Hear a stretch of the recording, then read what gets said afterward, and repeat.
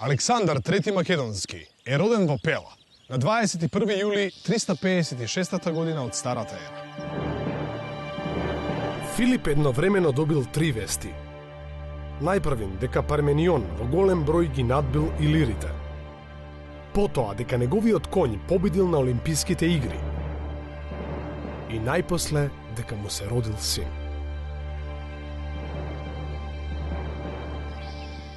Ова него многу го израдувало.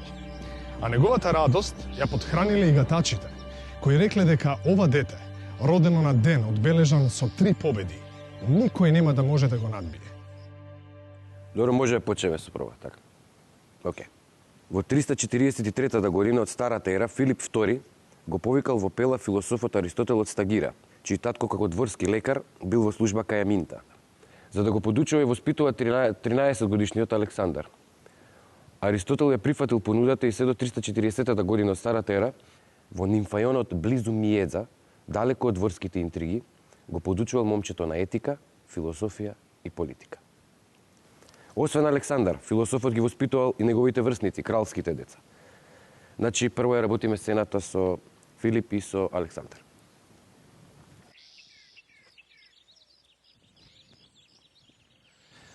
Во 340 година од Старата ера, способностите на 16-годишниот Александар јасно излегле на виделина. Додека војувал против бизантијците, Филип му го доверил на Александар управувањето со Македонија и чувањето на кралскиот печат. Иако во тоа време немал повеќе од 16 години, момчето успеало да ги совлада одметнатите мајди. Да им го заземе градот, да ги истера сите барбари и да основа нов град со мешано население, што го нарекол Александропол.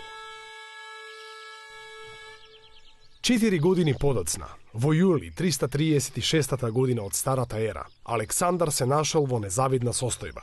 Имено, веста за убиството на Филип им причинила голема радост не само на хелените, туку и на сите племиња што се надевале дека сега ќе може да ја отфрлат македонската власт.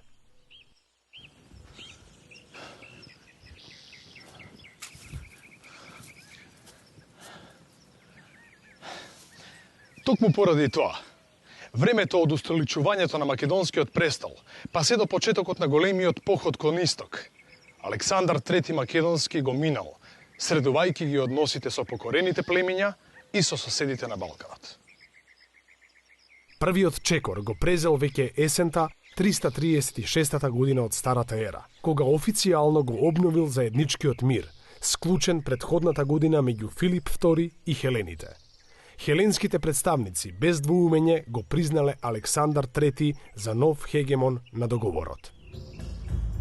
Следната, 335 година, ја минал во војување.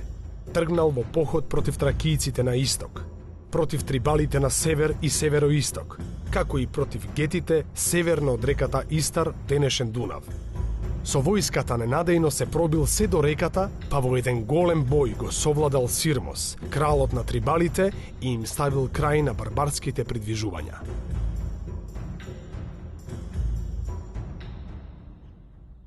Откако ги разбил трибалите, го минал Дунав и ги разбил и гетите кои итале во помош на своите соседи. Со тоа Александар станал првиот војсководец од античката Европа, кој минал на другиот брег на реката Дунав. Вестите за потфатите на Александар тешко стасувале до хелените, за кои и кај кои во меѓувреме почнале да се шират различни измислици и озборувања. А откако бил пуштен глас дека Александар загинал во битката против трибалите, Теба, потикната од Атина и помогната со персиското злато, се побунила. На Александар му требале само 13 дена да стаса во Бојотија. И откако тебанците одбиле да му ги предадат водачите на бунтот,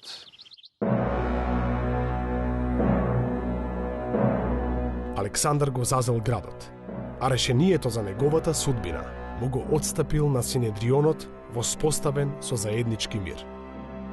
Сосема вообичаено, хелените ни во овој случај не можеле да ги надминат старите кавги, па донеле страотна одлука. Теба да се разурне, а нејзините жители да се продадат во робство. По барање на Александар, единствено биле зачувани тебанските храмови, како и куќата на поетот Пиндар. Иако зад бунтот на Теба стоела Атина, сепак Александар со неа постапил многу благо. Зимата 335-та или 4-та година од Старата ера биле направени подготовките за походот на исток. Александар го почнал походот пролета 334 година, откако Парменион бил вратен од Мала Азија. Значи, вака, античките извори ни даваат податоци за ова. Значи, колкава војска му оставил на Антипатар во Македонија и колкава војска земал со него. Значи, половина од војската, тоест 12.000 пешаци, 1.500 коњаници хетајри, значи благородниците, ги оставил на Антипатар во Македонија, а половина од војската земал со него на поход. Освен тоа, значи, тој имало и одреди од покорените држави, значи имало тракици, илири, хелени, кои што исто дале голем дел на војска, отприлike околу 7.000 коплити, 8.000 стрелци и 5.000 платеници, значи. За се на се, оваа бројка, значи, се проценува дека Александар тргнал со отприлike 40.000 војници на поход. И покрај оној голем дел на одреди од други држави, од покорените народи, сепак значи, војската на Александар била претежно, значи, главината составувале од македонски војници. Сега, за хелените во војската, значи, нивното учествување се толкува како доброволно, а додека војната се прикажува како заедничка, што е тоа малце грешка. Дека не е така, значи, се гледа од фактот дека хелените во 4 големи битки против Персија не учествуваат и дека хеленските одреди се даени како заложници на македонскиот крал, за да се осигура како некоја гаранција за дека нема да прават проблеми на Балканот. А додека муабетот со тесалската коњаница, значи, е многу друг, пошто они више се под протекторат на Македонија уште од времето на Архелај и они се принудени да даваат коњаница. Откако тргнал од Пела, минувајќи низ Амфипол, Абдера и Маронеја, Александар го минал и Хелеспонд кај градот Сестос. Кај Абидос, со фрлање копија од коработ, Александар и символично го означил почетокот на походот. По овие обреди, заедно со своите војсководци, пристигнал во Троја. Таму принел жртви во храмот на Атена и го заменил своето оружје со штитот што, според легендата, му припаѓал на јунакот Ахилеј, а на неговиот гроб положил венец и приредил игри во негова чест. Во текот на првата фаза од походот, Александар го освоил западното крајбрежје на Мала Азија, Ликија, Киликија и Памфилија се до Киликиските планини, односно цела предна Азија.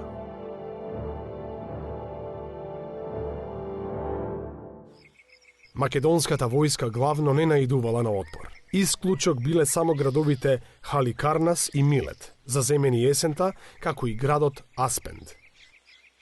По заземањето на Аспенд била основана сатрапијата Ликија Памфилија, за чиј управник бил поставен Неарх. Со Фригија пак управувал Антигон Едноокиот. Пролетта 334 година од Старата ера, целокупната македонска војска се собрала во фригискиот град Гордион. Таму Александар го разврзал, тоест расекол Гордиевиот јазол. Јазолот на јаремот од воловската кола, со која според легендата митскиот крал Мида пристигнал во Фригија. Ова било уште еден поволен предзнак, бидејќи се верувало дека оној што ќе го разврзе јазолот, ќе завладее со сиот свет. Летото 334 година од Старата ера, Александар ја распуштил морнарицата, која и онака била помалу бројна од персиската, изгора на тоа главно составена од хеленски кораби, во чии посади немал доверба. Како одговор на ова, следната пролет персиската морнарица минала во противнапад и ги зазела островите Хиос и Лесбос. За среќа на Александар, заповедникот на флотата Мемнон од Родос умрел истото лето. Во текот на оваа фаза од походот, војската на Александар се судрила со персиската само во 2 големи битки. Првата се биела во јуни 334 година од Старата ера, на брегот на реката Граник во Пропонтида, денешно Мраморно море, а втората во ноември 333 година од Старата ера, кај Исос во Киликија, на излезот од Мала Азија.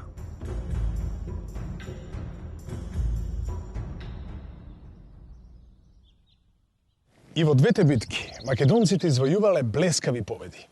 А тактиката на Александар, дури и по 2,5 милениуми, се уште се изучува како пример како треба да се добие битка. Во битката кај Исос, Александар за прв пат се судрил со Даре. Персискиот крал побегнал од бојното поле, заборавајќи си ги мајката, сопругата, ќерката и синот, кои биле заробени од Александар. По оваа битка, Александар тргнал во потера под Даре, а Перменион, кој бил пратен во Дамаск, ги запленил големите богатства на персискиот крал.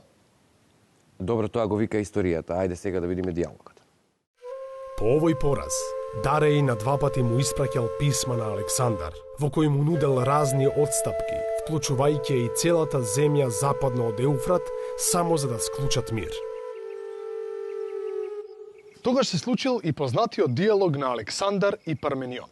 Имено, кога Александар им ја соопштил содржината на второто писмо на соработниците, Парменион рекол: Да бев Александар би прифатил. И јас, жими Бога, да бев Парменион. Потоа му пишал на Дареј, дека ако реши да дојде кај него, не ќе му биде ускратена никаква љубезност, но ако не дојде, Александар веднаш ќе појде против него. Александар ги одбил предлозите на Дареј, зашто знаел дека порано или подоцна персиците ќе се обидат да ги вратат изгубените територии. Сепак, главна причина за одбивање на предлозите било тоа што се уште не било решено главното прашање поради кое започнала војната – хегемонијата во источното Средоземје. Во втората фаза од походот, македонската војска действувала по сиропалестинското крајбрежје и еден по еден ги заземала градовите без отпор. Единствено Тир пружил отпор. Александар го обсадувал цели 7 месеци, од крајот на 333 година од Старата ера до август 332 година. Потоа 2 месеци ја обсадувал и Гадза, која по заземањето била претворена во македонска тврдина. Веднаш потоа, и кипарските кралеви поитале да му го предадат островот. Бидејќи нивните флоти преминале на страната на Александар, конечно била исклучена можноста македонската војска да биде блокирана од море.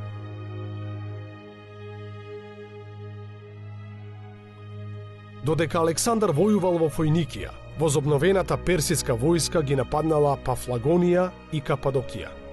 Но Антигон едноокиот успеал да го одбие нападот. Во исто време, македонската морнарица ги преосвоила Хиос и Лесбос, заземени од персиците во 333 година од Старата ера. Иако се уште имал можност Дареј да собере голема војска, Александар сепак решил да се обезбеди заднината. Па наместо да отиде кон натрешноста на Персија, тој се упатил кон Египет. Египјаните, кои во ова време биле под персиска власт, го пречекале без отпор, а Александар жртвувал во храмот на египетскиот бог Птах во Мемфис. Во Египет се случиле две значајни нешта. Посетата на светилиштето на богот Амон во оазата Сива и втемелувањето на првата Александрија. Зошто Александар презел толку опасно патување за да посети едно од светилиштата на богот Амон, и тоа токму во пустина? Наспроти бројните романтични толкувања, причината е многу поприземна и едноставна. Постигнување договор со египетското свештенство. Имено добро е позната улогата на свештенството во египетската теократска монархија. Освен религиски, свештениците имале и разни административни задолженија, а на моменти нивната моќ била толку голема што фараоните се обидувале да ја отфрлат. Во согласност со овој договор, Александар не ја укинал натрешната автономија на земјата, ниту пак сменил што и да е во административниот апарат. А за возврат бил прогласен за фараон на Египет и за отелотворен син на богот Ра. Уште од тогаш почнале да се шират приказни дека на Александар Боже му било кажано дека бил зачнат од богот Амон. треба да се подвлече дека тој никогаш себе си не се нарекувал син на Амон, односно син на Зевс. Тоа го правеле само ласкателите и подлизурковците, но и не ги порекнувал таквите приказни, зашто тоа му го олеснувало остварувањето на неговите цели и биле во согласност со традицијата на Истокот. Александар настојувал да биде прифатен како фараон и од домашното население, па затоа покажувал почит кон египетската религија и обичаите, а му принел жртви дури и на светиот бик Апис. Дека во тоа успеал, докаже храмот во Луксор посветен на фараонот Александар. Со ова, податокот дека Александар бил крунисан во светилиштето на богот Птах во Мемфис станува веродостоен. На 7 април 331 година од Старата ера, на местото на египетската рибарска населба Ракотис, бил основан градот Александрија. Според македонскиот обичај, Александар со јачменово брашно лично го означил тлоцртот на градот. Основањето на првата Александрија имало далекусежни последици не само за Египет, туку за целото Средоземје. Оваа Александрија е градот што ќе ги засени сите стари градови, не само во Египет, туку и во Азија. Таа набргу ги надминала сите други градови и станала главен трговски и особено културен центар во античкиот свет.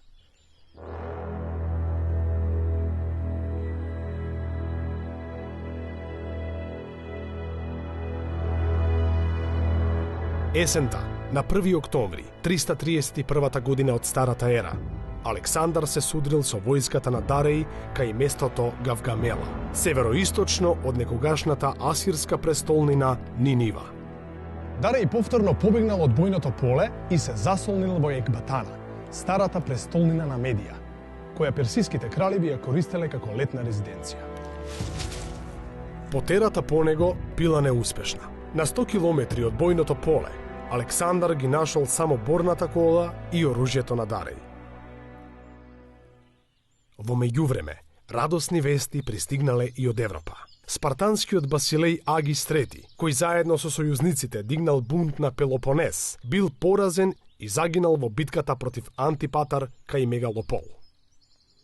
По задушувањето на оваа побуна на хелените, која била и единствена до крајот на неговото владење, Александар си обезбедил сигурна заднина и продолжил кон исток. Ги отпуштил сите хеленски одреди и на тој начин завршило залажувањето дека се води некоја си ослободителна и одмазничка хеленска војна. Сексуални односи помеѓу исти пол во античка Македонија немало. Се спомнува во неколку извори, но тие извори не се аргументирани и не се потврдени. Ваквиот обичај помеѓу сексуални односи помеѓу исти пол има кај хелените.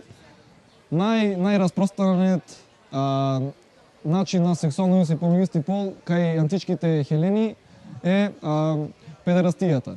Тоа е кога возрастен човек ќе биде со младо момче, адолесцент, и ќе го образува и ќе го едуцира во хеленски начин на живот.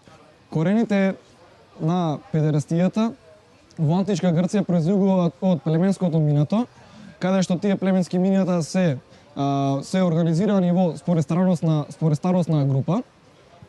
Кога ќе дојде време, момчето да премине во другата фаза, тоа значи да стане маж, тој ја напушта племенската организација, оди во друштво со постар човек кој ќе го едуцира по хеленски начин на живот. Старосната група била од 12 години, било забрането да се сака дете под 12 години, но во изворите нема некои си норми или казни за практикувањето на ваквата пракса. Хелените се првите кои што зборуваат за педерастијата како социјална и образовна институција.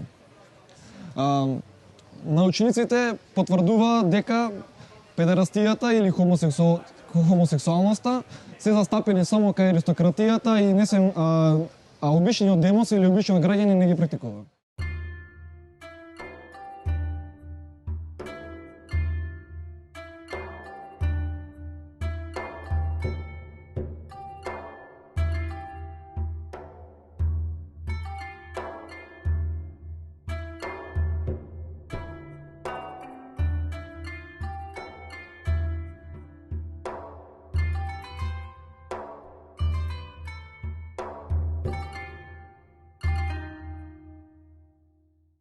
Напредувањето на Александар кон Персепол било потешко. Преминот меѓу Персија и Сусијана, така наречената Персиска врата, бил бранет од војсководецот Ариобарdzan со остатокот на војската од бојот кај Гавгамела. Пред самиот премин имало и една клисура која ја држело воинственото племе Укси. Сепак, во јануари 330 година од Старата ера, Александар влегува во Персепол, символот и престолнината на персиската власт, каде што запленил огромно кралско богатство. Во април 330 година од Старата ера бил запален кралскиот дворец во Персепол, случка што се толкува различно. Според некои антички автори, чинот бил направен во афект, под влијание на атинската хетера Таида. Според други, ова било сторено како одмазда за персиските злодела во Хелада. Ако се земе предвид дека на одлуките и на постапките на Александар не можеле да влијат ниту најблиските соработници, та дури ни Парменион, јасно е дека приказната за чин направен во афект е сосема неверојатна. Верзијата пак, дека станувало збор за одмазда за персиските злодела во Хелада, е македонска пропаганда. Всушност, станувало збор за свесен чин, со кој Александар сакал да го скрши тврдиот политички отпор на персиските благородници, кои дотогаш не му се приклучиле. Со овој промислен чин биле постигнати две политички цели: кршење на отпорот на владеачкиот персиски слој, а со пропагандата кон хелените, наводната одмазда за грчко-персиските војни, и неутрализирање на нивниот прикриен отпор кон македонската власт. Потоа, Александар продолжил да го гони Дареј. Во потерата по него, за само 11 дена, Александар минал повеќе од 600 километри, пошто го нашол мртвиот Дареј во близина на Хекатомпил. Тој бил предаден од соработниците и убиен од својот војсководец Бес. Откако го погребал достојно до вчерашниот непријател и според персискиот обичај го казнил неговиот убиец, Александар најпосле можел легитимно да се прогласи и за крал на Азија. Од овој миг, наредбите што се однесувале на Азија биле запечатувани со прстенот печатник на Дареј. Стариот македонски прстен печатник сега се користел само за наредбите за европскиот дел од империјата.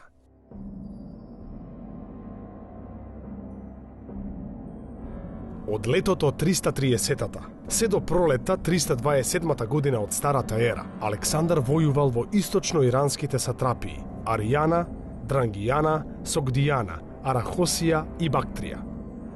Станува збор за најтешката фаза од походот, зашто овие подрачја не биле урбанизирани и имале сурова клима.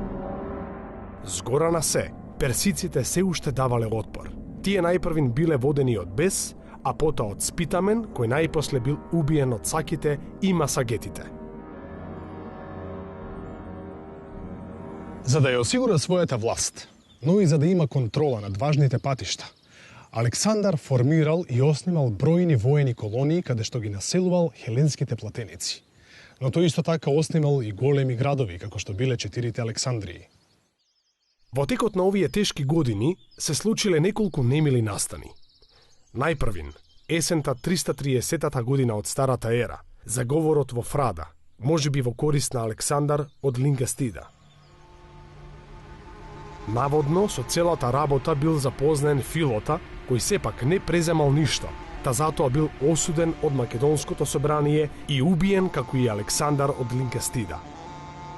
Има мислење дека Филота бил обвинет за заговор со цел да се отстрани, зашто бил гласноговорник на патријахалните македонски благородници, кои не ја разбирале политиката на Александар и се противеле не само на воведувањето на персиски обичаи, туку уште повеќе на изедначувањето на македонците со барбарите. Откако бил убиен Филота, државничките околности налагале да биде отстранет и неговиот татко, стариот и почитуваниот Парменион. Ова било единствено убиство од политички причини за време на целото владење на Александар. Од трите сина што ги имал Парменион, доживеал да ја види смртта на двајца, а бил убиен заедно со третиот.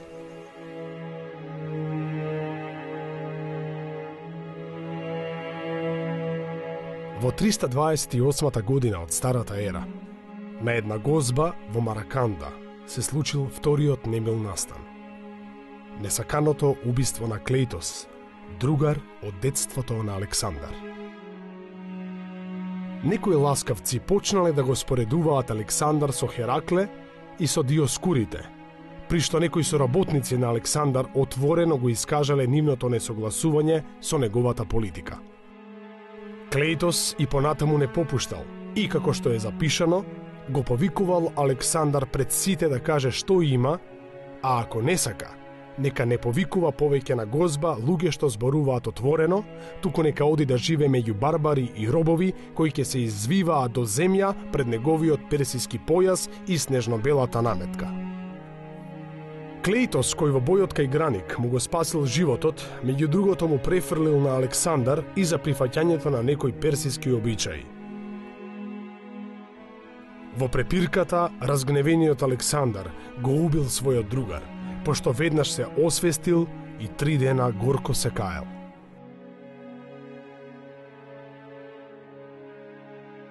Пролетта 327-та од старата ера, по освојувањето на една тешко достапна карпа, Александар ги заробил жените и ќерките на Оксијард, великодостојник од Согдијана. Едната од нив, Роксана, подоцна Александар ќе ја земе за жена, што исто така не било одобрено од патриархалните македонци.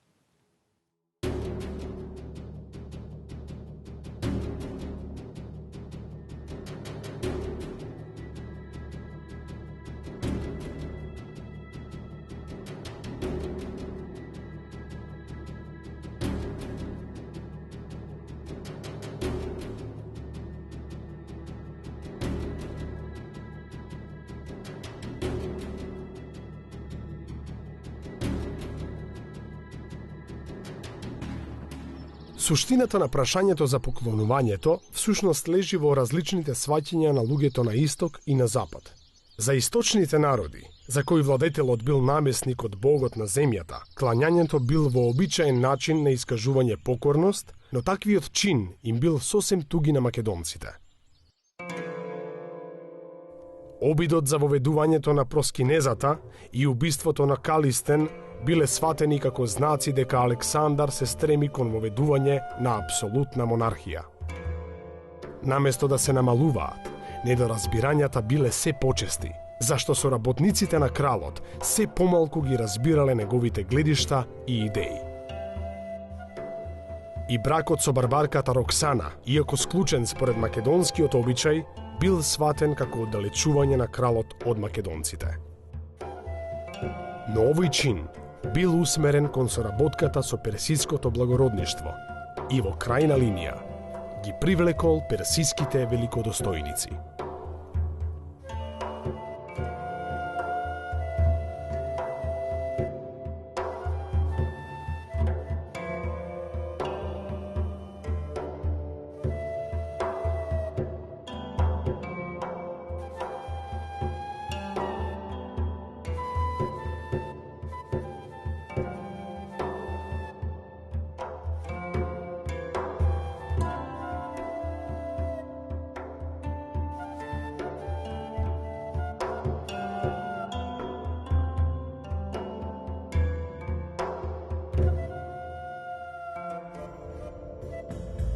Александар ја минал реката Инд кај местото Аток во 326 година од старата ера, а Декапор ги распоредил своите слонови на брегот и будно внимавал на преминот. Александар пак во својот логор секојдневно кревал голема врева, зашто сакал да ги навикне барбарите да не се плашат од неа. Најпосле, во една немирна ноќ без месечина, Александар зел со себе дел од пешадијата, ги повикал најдобрите коњаници и откако пошол низводно и се оддалечил од непријателите, се префрлил на едно мало островче. Но одеднаш се излеал силен дожд, а по војската почнале да удираат молњи и громови. Иако забележал дека неколку војници паднале погодени од гром, Александар се придвижил од островчето и тргнал да се добере до спротивниот брег. Откако вака се префрлиле, Александар ги зел коњаниците и пошол 20 стадии пред пешаците. Всушност, тој проценил дека ако непријателите удрат со коњаница, ќе биде далеку понадмоќен, а ако ја придвижат фалангата, македонските пешаци ќе стасаат во вистински час. Последната, четврта голема битка, со војски свртени лице со лице. Најтешка и најдолга од сите до тогаш се случила кај Хидасп во јули 326 година од Старата ера. Не нападнаа 1000 непријателски коњаници и 60 борни коли. Но јас не само што ги одбив, туку исеков 400 луѓе и ги пленив сите колесници до една. И Пор најпосле свати дека реката ја мина лично Александар, па се упатил кон мене со сета своја војска. Зад себе оставил само неколкумина за да не попречуваат нас македонците, ако посакаме да ја минеме реката. Јас веднаш удрив на левото крило, оставајќи му го десното на Којнос. Борците се измешаа, па бојот продолжи во голем неред се до 8-миот час, кога непријателите најпосле се повлекоа.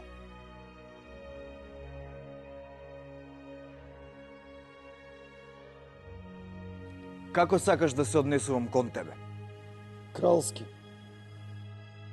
И навистина, Александар не само што го оставил како сатрап во неговото предишно кралство, туку му ги придодал и областите што ги покорил непосредно пред тоа, а во кои велат имало 15 племиња, 5000 поголеми градови и безброј села.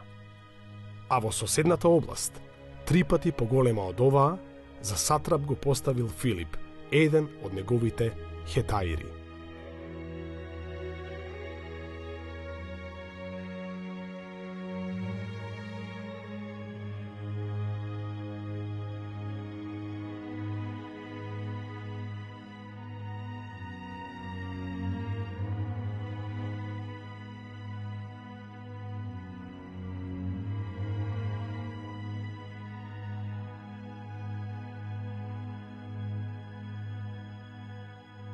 Совладан од гнев и болка, Александар се затворил во својот шатор. Тој ценел дека неговите дотогашни успеси немаат никаква важност ако не го прегази и Ганг, а доколку се повлече, ќе покаже дека го признава поразот. Сепак, убеден од непрестајните преколнувања на пријателите, но и од плачот и лелеците на борците кои се собирале пред неговиот праг, смекнал и најпосле почел да го крева логорот. Се пакували да си бегаат. Говорот на Александар бил дочекан со молк. Аргументите на војниците ги искажал Којнос. На почетокот Александар бил многу лут, но потоа по неколкудневното размислување објавил враќање дома, што предизвикало огромна радост кај војниците.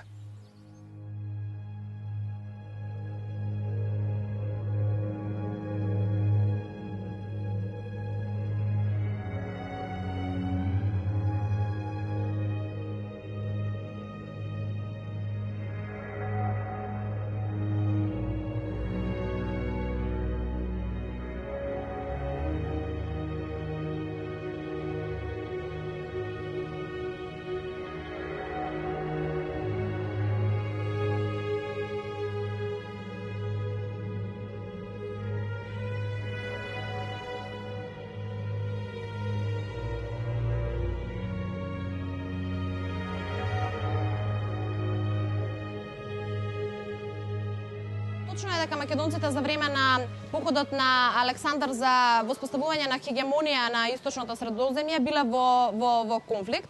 Во основа конфликтот произлегува од желбата на македонците да се вратат дома.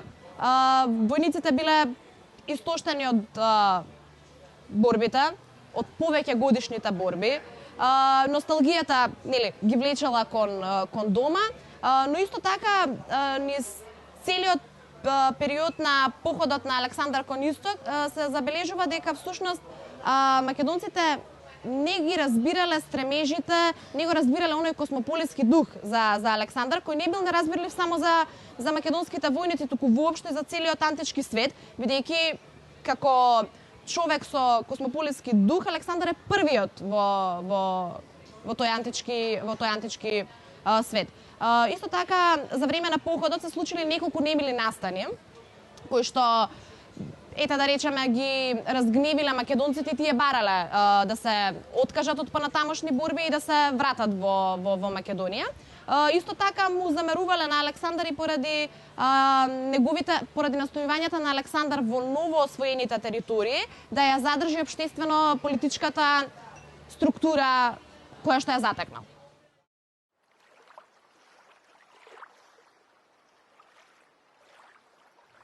Враќањето на војската започнало по двете страни од реката Хидасп, а потоа продолжило по реката Инд. Тоа траело од ноември 326 година до јули 325 година од Старата ера. Патем, македонската војска војувала и сомалијците, а во борбите за нивниот главен град Александар за малку ќе загинал. Имено, Александар меѓу првите ги искачил зидините, но наскоро се нашол обкружен од бројни непријатели, па откако добил повеќе удари, почнал да губи свест. Сепак, животот му бил спасен, благодарение на пожртвуваноста на Павкеста и Лимнај, кои го бранеле ранетиот крал, додека пристигнал останатиот дел од војската. Во јануари 325 година од Старата ера, почнало слегување на војската по течението на реката Инд се до Индискиот океан. По пристигнувањето на речната делта кај местото Патала, Александар започнал да гради пристаниште, како и кораби за враќање. На сливот пак на реката Акесина изградил уште една Александрија, која требало да биде трговска база. Александар ја поделил војската на три дела. Флотата под заповедништво на Неарх тргнала доцна есента кога монсунските ветрови дуваат од исток кон запад. Александар пак, кој тргнал по најтешкиот пат, крај брежјето на Гердозија и Карманија, претрпел најголеми загуби. Најмногу заради сиромашните и негостолюбиви предели со пустини и жив песок. Според изворите, Александар се вратил со помалку од 1/4 од војската со која тргнал. Дури кога пристигнале во Карманија, им дошол крајот на неволите. Во текот на патувањето, Александар подготвувал складишта со храна и вода за флотата на Неарх, а се судрил и со племето Ориетите, кои се уште се служеле со камени орудија. Во Карманија, Александар ја основал последната Александрија и започнал со казнување на сатрапите кои, додека кралот бил одсутен, ја злоупотребувале власта, плячкале и држеле своја војска. Во некои извори, но и од некои историчари, овие постапки се толкуваат како менување на личноста на Александар, наводно заради преголема среќа. Но наспроти она што го вели Курти и Руф, Аријан ги објаснува постапките на Александар со неговото чувство за справедливост. Меѓу погубените биле и македонските стратези Клеандар, Херакон и Ситалк. Само Харпал, надзорникот на воената благајна во Екбатана, успел да побегне земајки 5000 таланти, 6000 војници и 30 бродови. Но на крајот и тој настрадал. Последната фаза од походот на Александар се состоела од бројни подготовки за нови походи, како и од посмели чекори во политиката на соработката со персиското благородништво. Во Суса, во април 324 година од Старата ера, во согласност со политиката за соработка, Александар направил масовна свадба за 80 хетаири, како и за 10.000 негови војници. Кога стацале во Суса, Александар ја приредил прочуената свадба на своите хетаири, а и тој ја зел за жена Статеира, керката на Дареј. Најблагородните жени им ги давал на најблагородните мажи, а подготвил и свадбена гозба за сите македонци кои се ожениле пред тоа. Вела дека на оваа гозба имало 9000 гости и дека секој од нив добил златен пехар за жртвување. Впрочем, кралот тука покажал на вистина блескот на штедрост, зашто лично ги исплатил сите долгови направени од неговите борци, се на се 9870 таланти. Кога Александар, на местото опис на реката Тигар, го објавил решението за враќање во Македонија на сите оние што се неспособни за војна, избувнала побуна. Желбата на војниците била да се вратат назад заедно со нивниот крал и оваа мерка била сватена како намера на Александар да се потпре само на иранската војска. Тогаш Александар им се обратил на војниците, набројувајќи што се направил тој и татко му за Македонија и за нив. Тој рекол дека сите можат слободно да се вратат во Македонија и да кажат дека го оставиле својот крал да го чуваат победените барбари, пошто се повлекол во својот шатор како што имал обичај кога бил луд. По 3 дена размислување и исчекување, Александар почел да строи војска на македонски начин, но составена од иранци. Обичните војници ги нарекувал педзетарија, на угледните им ја дал почестната титула роднини. и ги вклучувал во кралската гарда. Ова ги принудило македонските војници да побараат прошка. Откако војниците се смириле со Александар, тој приредил гозба за 9000 гости. До него седеле македонците, а до нив пак иранците. Сите учесници принеле жртва леанка, а Александар се помолил за слога и соработка меѓу македонците и иранците, особено за управување со државата. Овој податок често погрешно се толкувал. И како пример за тоа, се земало дека Александар сакал да ги издигне иранците на ниво на господари. Тој никогаш не ги делел луѓето според етничка припадност. Напротив, тој ги делел и ги одбирал луѓето според задачата која сакал да ја извршат. Точно е дека во управата имало најмногу персици, но тоа се должело на фактот што персиците имале најголемо искуство и најразвиена државна управа, а биле и поборбени од семитските народи.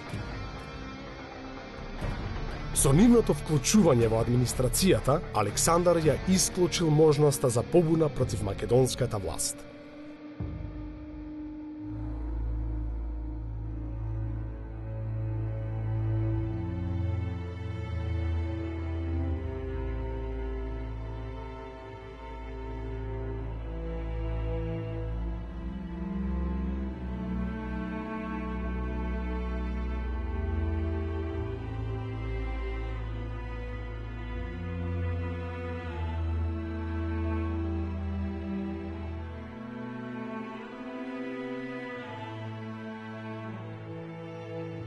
Пролетта 323 година од Старата ера, Александар влегол во Бабилон, каде што го чекале бројни пратеништва.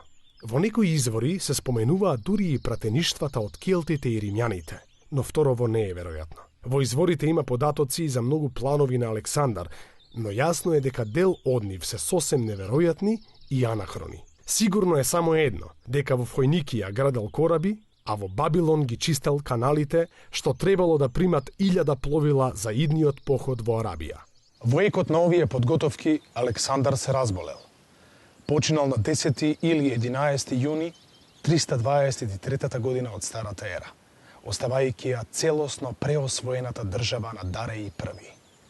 Во дворскиот дневник, неговата болест била опишана вака. На 18 Дајси спиел во бањата, зашто го обзела треска. Утредента, најпрвин се задржал во бањата, а потоа се префрлил во својата одаја и го минал денот коцкајки се со медии. Доцна во ноќта повторно се капел, им принел жртви на боговите и нешто подкаснал, но цела ноќ бил жежав.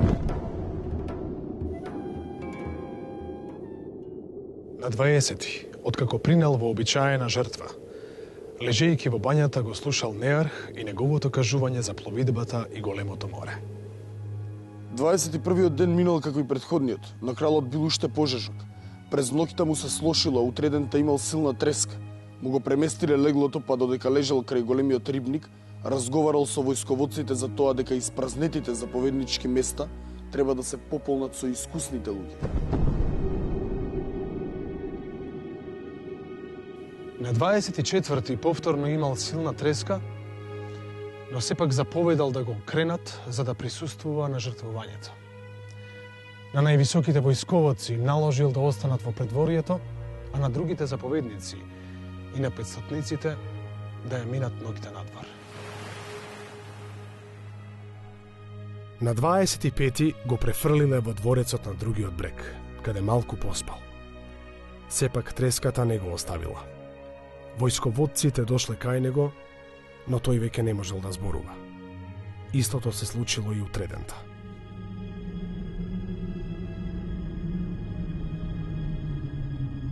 Македонците поверувале дека е мртов и откако се собрале пред портите на дворецот, зеле да викаат и да им се закануваат на хетаирите. Седур не ги совладале. Најпосле, откако им ги отвориле портите, еден по еден во проста облека, минале крај постелата на болниот.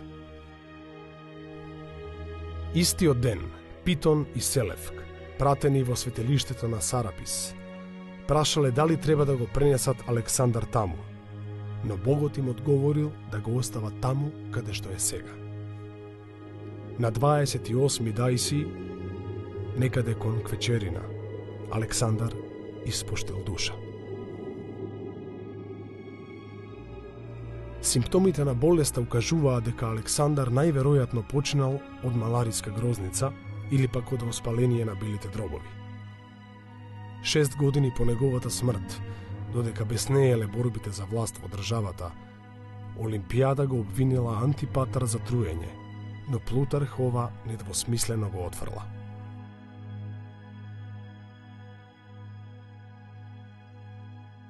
По смртта на Александар III, во неговото кралство почнале внатрешни борби за тоа кој да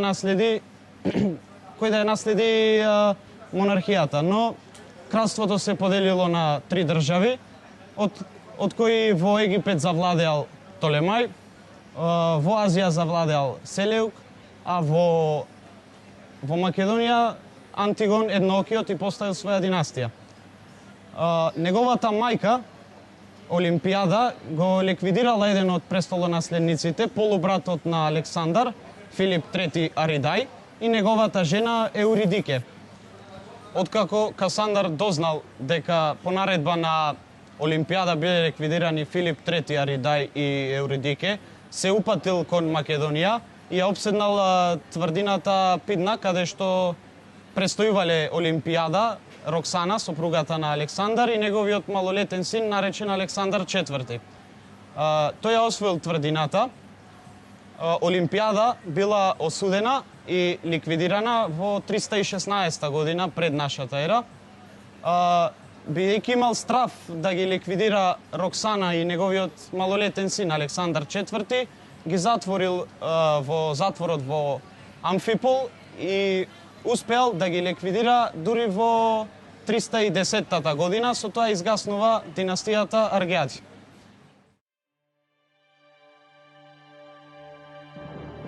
Последиците од походот на Александар на исток биле далекусежни. На прво место, Александар го направил достапен за колонизација целиот Среден Исток, кој набргу бил преплавен од македонци и од хелени. Но оваа македонска колонизација се разликувала од хеленската по тоа што била планска и со мешано население, вклучувајќи ги и староседелците. Таа главно се спроведувала во внатрешноста на Мала Азија, што довело до благосостојба и до економско присоединување на источното Средоземје со истокот. Напоредно со освојувањата тој превземал и научни експедиции, што придонело да се збогатат знаењата за етнологијата, метеорологијата, наутиката, географијата, топографијата, хидрологијата, рударството, геологијата, ботаниката и така натаму и така натаму. Затоа со право може да се рече дека Александар е еден од најголемите истражувачи во историјата. Потфатот на Александар е единствен во целокупната човечка историја. И тоа не само според пространствата што ги зазел и бројноста на народите што влегле во неговата држава, туку и поради мирот и благосостојбата што владеела во негово време. Но неговите лични сваќања му овозможиле да води политика првенствено во служба на државата. Видот на монархија што го создал Александар се нарекува апсолутна монархија од просветен тип. Ова ќе биде основен вид држава во периодот од неговата смрт се до создавањето на Римската империја, кога хеленистичките монархии една по една ќе потпаднат под римска власт.